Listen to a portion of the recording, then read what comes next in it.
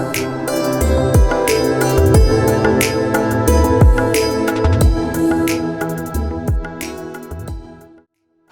आरती पांडे, हिंदी विभाग की assistant professor, Saket online class में आपका स्वागत। आज मैं एक नए टॉपिक के साथ आप लोगों से हमारा आज का टॉपिक है आदिकाल। आज हम आदिकाल का नामकरण, आदिकाल के प्रथम कवि और आदिकाल के साहित्य और आदिकाल की प्रमुख विशेषताओं का अध्ययन करेंगे। तो हम क्रमशः देखते हैं कि आदिकाल का नामकरण करने में बहुत ही विवादास्पद रहा। उससे पहले हम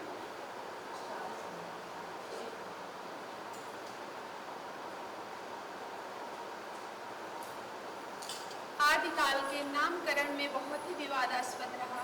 कारण ये था कि हिंदी साहित्य के इतिहास को 4 भागों में बांटा गया, तो सभी विद्वान अपने अपने मतानुसार हिंदी साहित्य के इतिहास के पहले भाग को नाम दे रहे थे। उसमें जिन विद्वानों को जो लक्षण दिखाई दिए उन्होंने आदिकाल या फिर वीरगाथा काल ऐसे ही नामकरण किया। आज हम इस पर चर्चा करेंगे। जैसे आदिकाल नामकरण दिया हुआ अजायब प्रसाद द्विवेदी जी का है।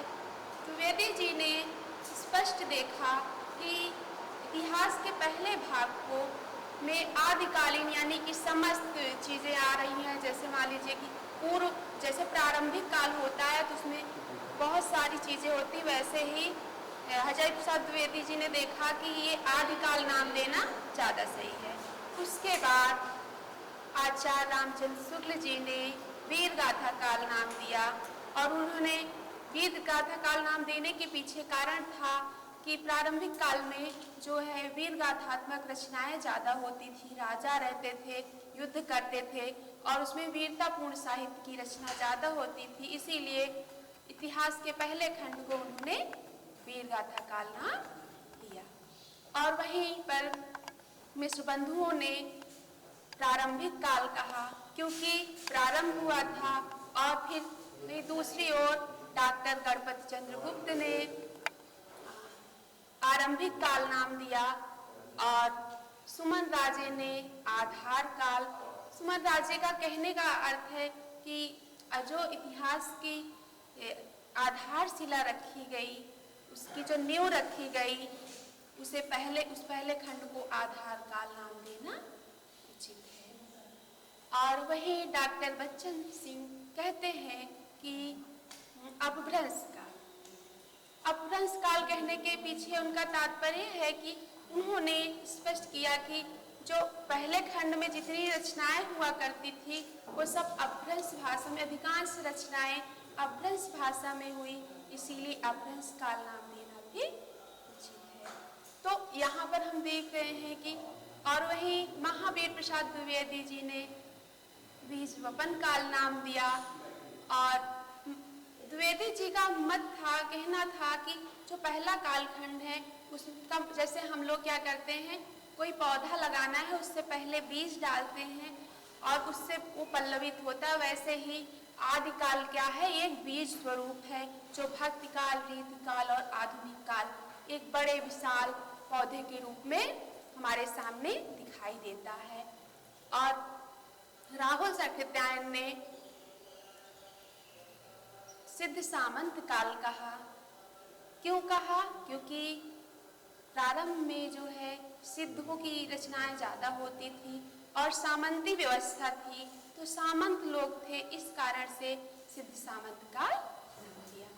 आइए हम देखते हैं इस ग्राफ के द्वारा।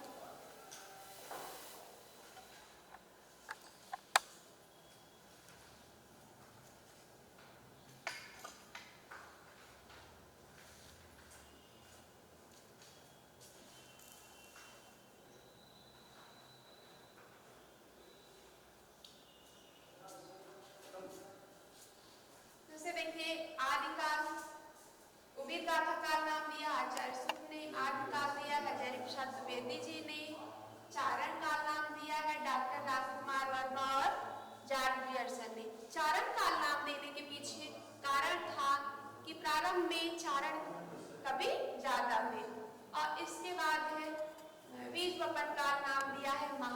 प्रसाद द्विवेदी ने, सिद्ध सामंत युग कहा है राहुल साकृत्यायन ने, और आरंभिक काल कहा विश्वबंधुओं ने, प्रारंभिक काल कहा गणपति चंद्रगुप्त ने, और अपभ्रंश काल कहा बच्चन सिंह ने, वीर काल कहा आचार्य विश्वनाथ ने, और वही आधार का नाम दिया सुमन राजे ने। ये तो हुआ आदिकाल का नामकरण। आदिकाल जैसा पहला काल है जिसमें विवाद का विषय होना लाजमी है, और यही नहीं कि आदिकाल का नामकरण के साथ साथ आदिकाल का पहला कवि किसे कहा जाए, इसमें भी विद्वानों का अलग अलग मत है। और आइए हम देखते हैं कि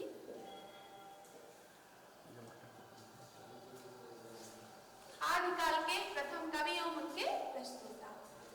पुष्य कुंड को माना है शिव सिंह सेंगर ने, सरहपा को माना है राहुल साकृत्यायन ने, स्वयंभू को माना है डॉक्टर रामकुमार वर्मा ने, और शालिभद्र सूर्य को माना है डॉक्टर गणपति चंद्रगुप्त ने, अब्दुल रहमान को माना है अजय प्रसाद द्विवेदी ने। तो ये तो हुए पहले कवि और उनकी, एक हुए आदिकाल के पहले कवि और उनके प्रस्तुता कि किसने हिंदी का और आदिकाल का पहला कवि किसे माना है। इससे कई प्रश्न भी आते हैं, हम बाद में उस पर चर्चा करेंगे।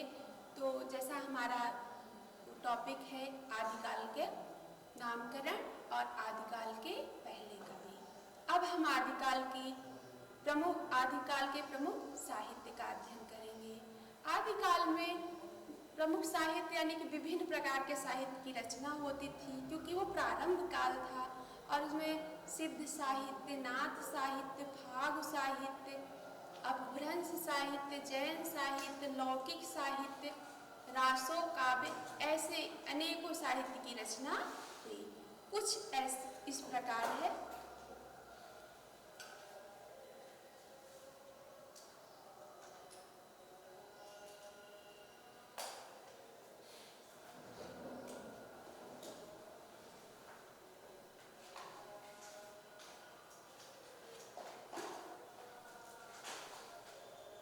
देखिए, अपभ्रंश साहित्य और जैन साहित्य, लौकिक साहित्य, भाग साहित्य, सिद्ध साहित्य, नाथ साहित्य, रासो।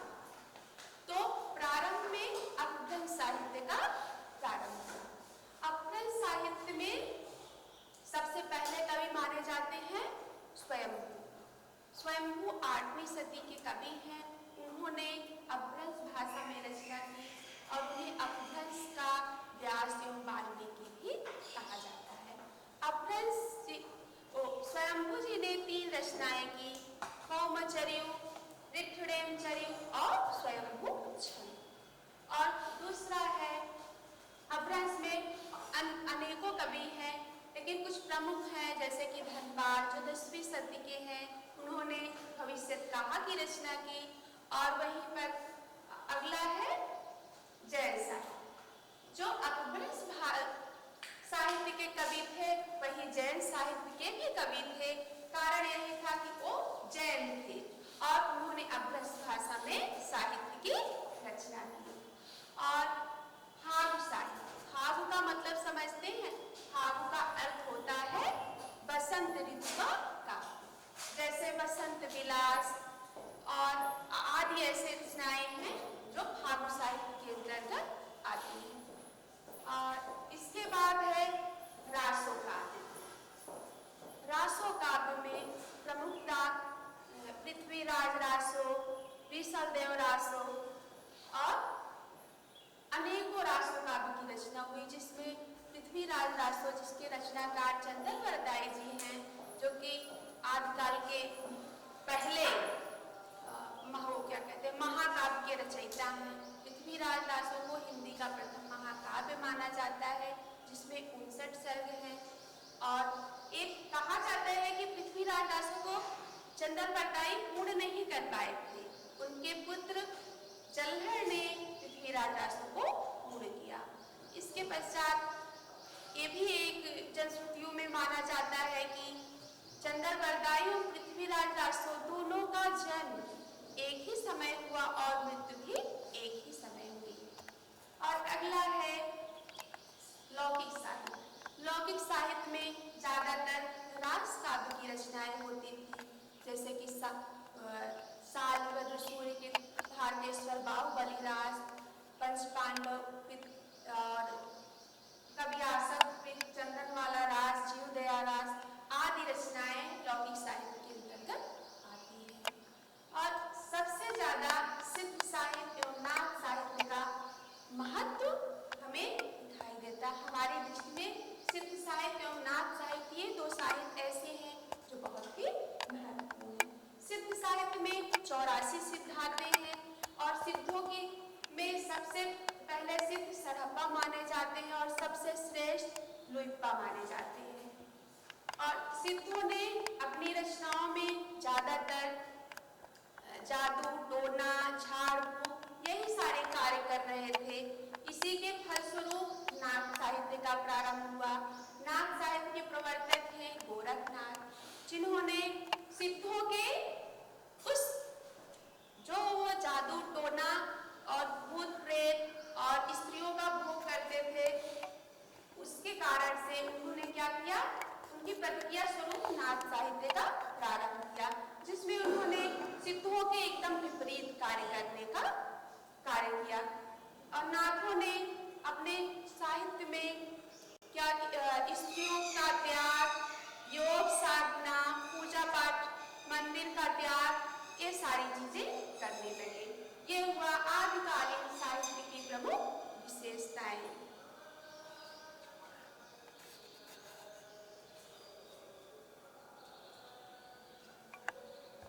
आदिकालीन साहित्य की प्रमुख विशेषताएं जो कि इस प्रकार है।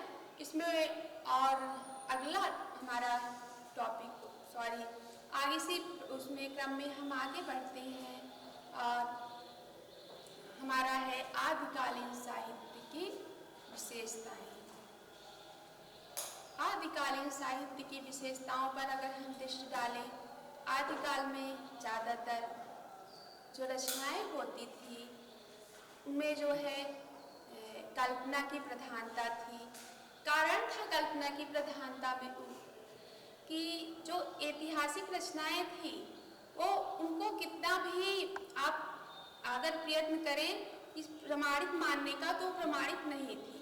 क्यों? क्योंकि जैसे हम कोई बात याद करके लिखते हैं या किसी के कहने से सुन करके लिखते हैं तो उसमें हमारा कल्पना की प्रधानता यानी कल्पना करके ही उस साहित्य को लिखा जा सकता है, वास्तविकता नहीं होती।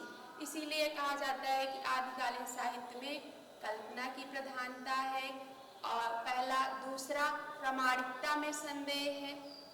और आपको बता दें ये पृथ्वीराज रासो जो महाहिंदी का पहला महाकाव्य है, इसमें भी बहुत विवाद रहा। कुछ लोग इन्हें प्रामाणिक मानते हैं, कुछ लोग अर्ध प्रामाणिक मानते हैं और कुछ लोग अप्रामाणिक मानते हैं। तो कहने का मतलब है कि जो आदिकालीन रचनाएं हैं वो भी प्रामाणिकता उनके संदेह होता है।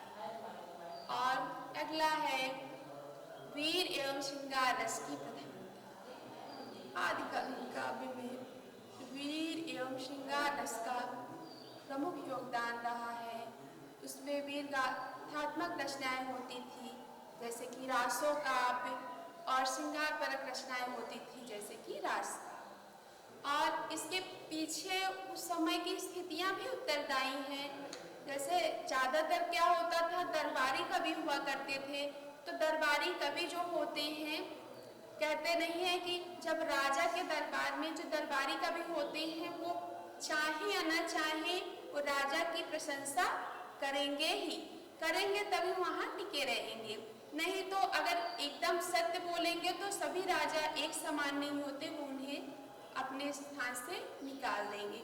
और वजह भी है कि राजा जब युद्ध करते हैं तो उनके युद्ध का वर्णन, सजीव चित्रण करना ये अपने आप में बहुत ही अच्छी बात है। और कवि जो है राजा की वीरता का, उनके शौर्य का चित्रण किया करते थे, इसीलिए वीर रस की प्रधानता है। और श्रृंगार रस से कि राजा के महल में रहने वाली रानी एवं अन्य राजकुमारियों के सौंदर्य का चित्रण करते थे, जिससे कि श्रृंगार रस की इसमें प्रधानता पाई जाती है। और श्रृंगार रस से परिपूर्ण काव्य लिखने से राजाओं का भी मनोरंजन होता था, और इसीलिए ज्यादातर वीर रस एवं श्रृंगार रस परक रचनाएं आदिकाल में दिखाई देती हैं। इसके बाद आता है आपका एक संकुचित राष्ट्रीयता। जो राष्ट्रीयता की भावना थी आदिकाल में वो संकुचित रूप में हो गई थी। अभी हमने आपको बताया उस समय कैसी रचनाएं होती थी, वीर गाथात्मक एवं श्रृंगार परक। तो वीर गाथात्मक एवं श्रृंगार परक जो रचनाएं होती थी, इसी कारण से कवियों की दृष्टि सिर्फ राजा और राजमहल से इतर उनके राजमहल के इर्द गिर्द ही घूमा करती थी, देश की प्रतिभा आगे नहीं बढ़ सकी। यही कारण है कि उनके उसमें संकुचित राष्ट्रीयता रही। राष्ट्र के प्रति जो उनका दृष्टिकोण था वो संकुचित हो गया, विस्तृत नहीं हो सका। अगला है एक युद्ध वर्णन में सजीवता। जो आदिकालीन कवि थे वो एक ऐसी चीज है जिसे बहुत ही सुंदर ढंग से करते थे। वो जैसा कि वो राजमहल में ही रहते थे तो वो युद्धों का सजीव चित्रण करते थे, यानी कि जब राजा युद्ध के लिए जाते थे तो उनका जो युद्ध करते थे उनका एक सजीव चित्रण करते थे कि ऐसे लगता था जैसे आपकी आंखों के सामने वह प्रकट हो गया। और अगली विशेषता है आदिकाल की। अभी तक हमने आपको आदिकाल की विशेषताओं में पहला बताया ऐतिहासिकता का अभाव, दूसरा प्रामाणिकता में संदेह, तीसरा युद्धों का सजीव चित्रण, चौथा वीर एवं श्रृंगार रस की का प्रयोग, पांचवा कल्पना की प्रधानता, छठा है इनका क्या कहते हैं डिंगल एवं पिंगल शैली का प्रयोग। ये क्या करते थे कि आदिकालीन कवि डिंगल एवं पिंगल शैली का प्रयोग करते थे। हम आपको अभी बताए वीर रस एवं श्रृंगार रस परक रचनाएं करते थे। तो जो वीर रस पूर्ण रचनाएं होती थी वो डिंगल शैली में। अब डिंगल शैली बनी कैसे? डिंगल शैली का निर्माण अपभ्रंश एवं राजस्थानी भाषा के मिलाने से, यानी अपभ्रंश और राजस्थानी दोनों भाषाओं के मिले हुए रूप को डिंगल कहा गया। और डिंगल में वीर रस प्रधान रचनाएं की गई। और पिंगल में ब्रजभाषा एवं राजस्थानी दोनों को मिला करके पिंगल भाषा का निर्माण किया गया, जिसमें कोमल भावों की व्यंजना की गई और इसमें ज्यादातर श्रृंगार रस परक रचनाएं की गई। तो ये तो हुआ हमारे आदिकाल की प्रमुख विशेषताएं।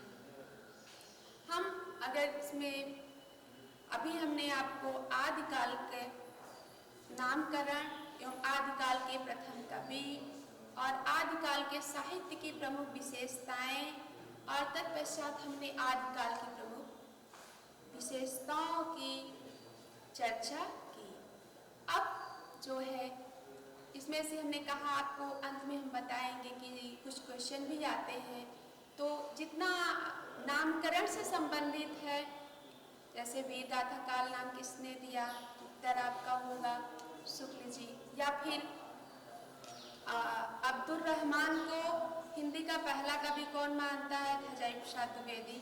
ऐसे ही अनेकों प्रश्न बनेंगे, आप इसे ध्यान से पढ़ लीजिएगा। अगर आपको इसमें से कोई क्वेश्चन और पूछना हो तो कमेंट करके बताइएगा। और अगर हमारा वीडियो आपको अच्छा लगा हो तो चैनल को सब्सक्राइब और लाइक करना। अगला हमारा टॉपिक होगा भक्तिकाल।